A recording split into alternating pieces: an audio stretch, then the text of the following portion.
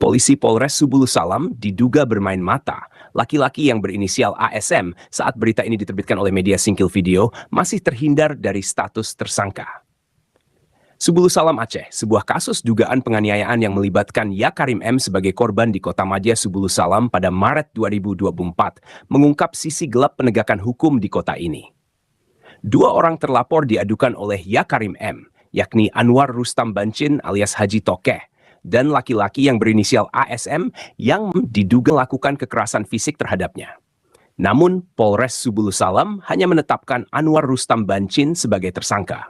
Sementara laki-laki berbaju merah tersebut belum ada ketetapan sebagai tersangka. Padahal sudah gelar perkara dan status naik penyidikan. Ada dugaan kuat bahwa apakah aparat kepolisian Polres Subulus Salam diskriminasi dalam penegakan hukum, seperti yang selama ini pernah dialami Bapak Yakarim M.